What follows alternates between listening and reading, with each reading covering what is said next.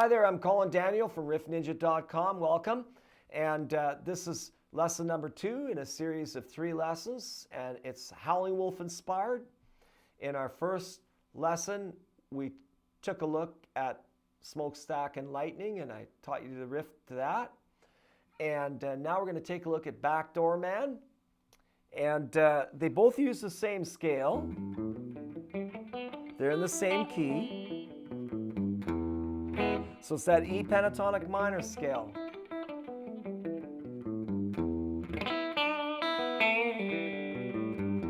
Okay, E pentatonic minor.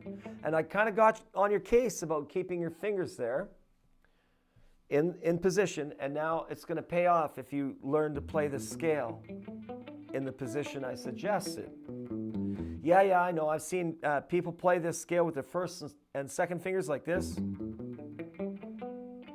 And it's not wrong. It's just limiting in some ways depending on where you're going. For this next riff, we really do need to keep our hand in position. So we're going to use this E pentatonic minor scale with one extra note. It's a passing note, a note that joins one note that belongs in the scale to another, but it's an outside note. It doesn't technically belong in the scale, but it does join the notes that belong in the scale. So it just creates a little more character to it, a little tension, a little more color in your scale, a little more variance, right? Used a lot in the blues, of course. And you'll notice at the beginning of this lesson, I played you the intro to the Roadhouse Blues, the Doors Roadhouse Blues.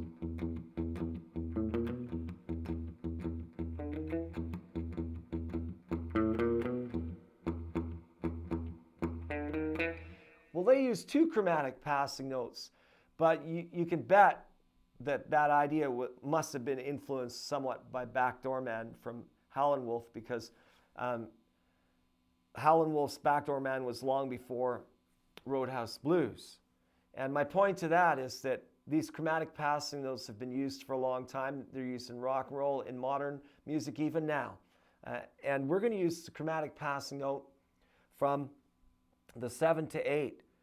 Now, I'm not talking about, like in a pentatonic scale, we have 5 notes to an octave. Like we have 1, 2, 3, 4, 5, and then an octave. But I'm actually talking about the scale degrees, okay?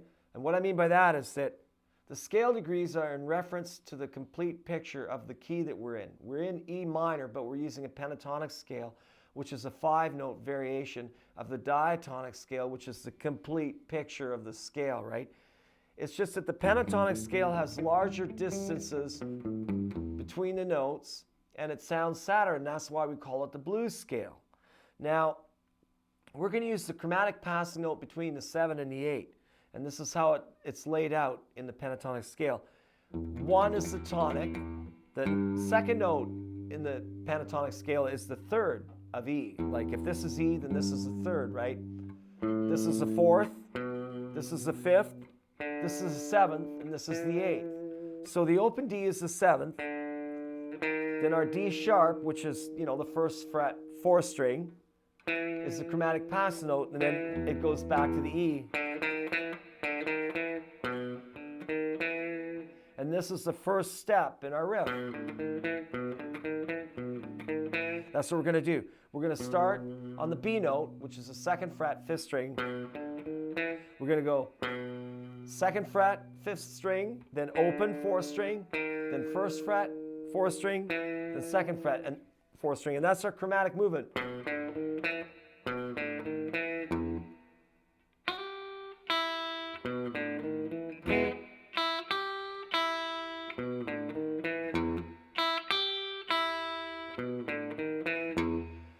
So now there's a few things I like to add to this for fun.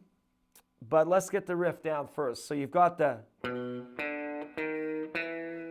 right after that you can hit an E bass note, the low one, and then I slide up to the 3rd fret, but you could just fret it, like you could go.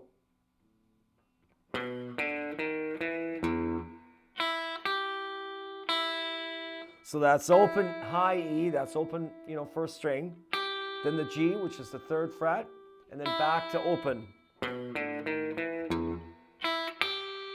Now notice my hand position here. Notice how I use my second finger, then open, then my first finger, then my second. Then when I get to the 3rd fret, 1st string, you know, I'm using my 3rd finger, so I'm lining my fingers up with the position.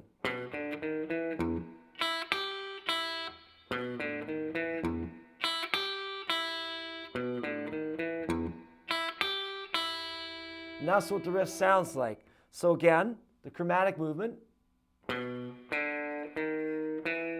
Now hit the E bass, then hit the high E, then 3rd fret, 1st string, then back to the high E, and then start the cycle again. So 1, 2, 3, 4, 1.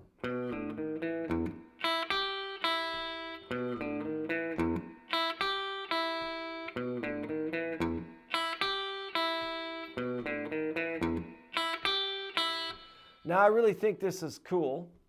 And what I did was I added a chord in there too, and I added some raunch to this, like this. 2, 3, 4, 1.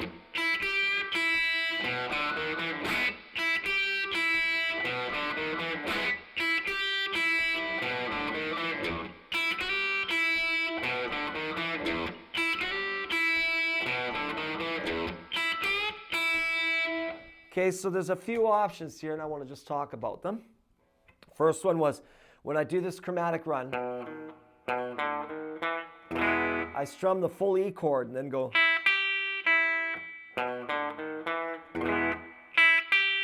So that's a cool little embellishment.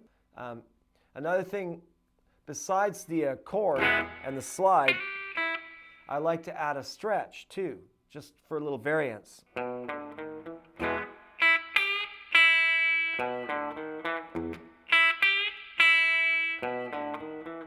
And I only go like a half of a semitone. And I've got my other finger in underneath it too to help, just because it's a real quick little motion. So.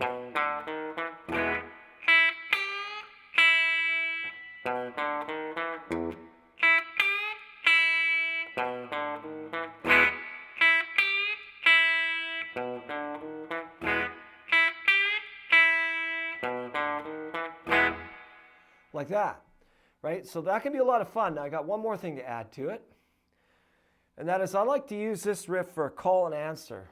That's a real traditional blues thing to do the call and answer.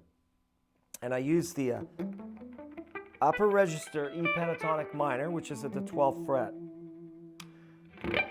Now, some of you might be just challenged with the riff, and if that's the case, then you have to work on this part first.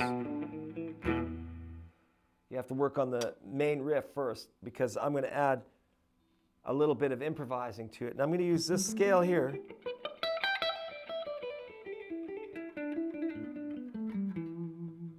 So it's the same scale as this, 12 frets higher. Yeah, visually it looks a little different, but it's exactly the same scale, just 1 octave higher.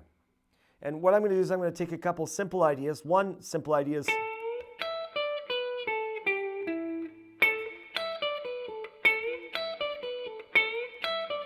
a little bit of a string stretch on the 3rd string, 14th fret. Then I cross over to the 1st string, and that's 12th fret. And then just follow through the scale.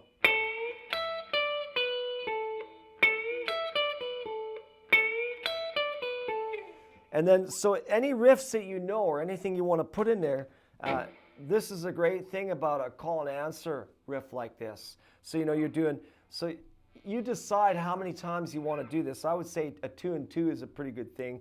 Like, and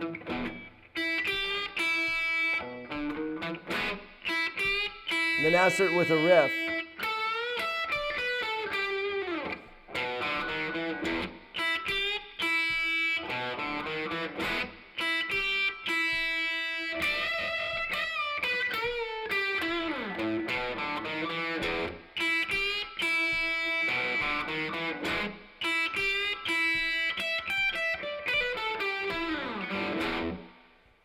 So you can have a lot of fun with that, right?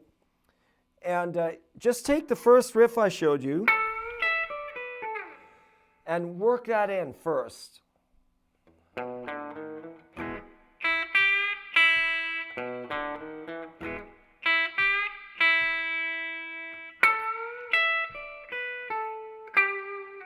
And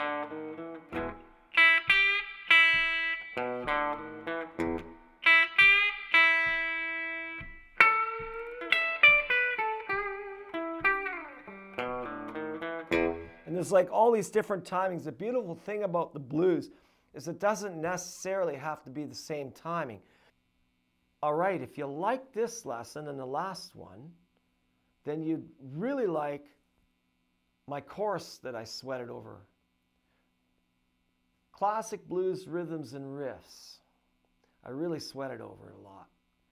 And it's kind of along the same idea that I've been giving you in these two lessons, but it's really detailed.